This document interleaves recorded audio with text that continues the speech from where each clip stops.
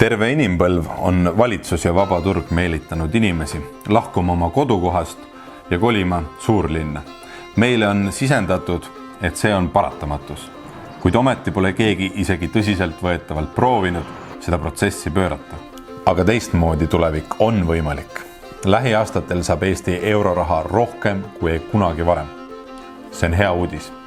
Aga ma näitan teile, kui valesti see kulub. Kas on õiglane panna euroraha sinna, kus juba on töökohad ja jõukus, või sinna, kus see kõige suuremat mõju avaldab kohalike inimeste elule? Me ju kõik teame, miks inimesed lahkuvad väikelinnadest ja maapiirkondadest. Põhiprobleem on oskustele vastava töökoha puudumine või madal palk. Jätkuvalt on töö pärast sunnitud paar tuhat inimest igal aastal jätma oma sünnikodu ja kolima Tallinna või selle lähiümbrusesse. Lähima 15 aastaga teevad seda veel 10 000 pered, kasvatades kuldse ringi elanike arvu 30 000 inimese võrra.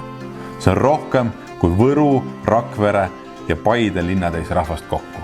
Aga teistmoodi tulevik on võimalik. Me saame selle protsessi seisma panna. Esiteks, teeme uue euroraha toel Eesti väikelinnadesse ja maapiirkondadesse 15 000 asuvat töökohta. Teiseks, eraldame igale omavalitsusele 5 miljonit eurot, et luua kodulähedasi tasuvaid töökohti. Jah, just igale linnale ja vallale 5 miljonit eurot. See on kokku 350 miljonit eurot, kui kuldse ringi omavalitsused välja arvata.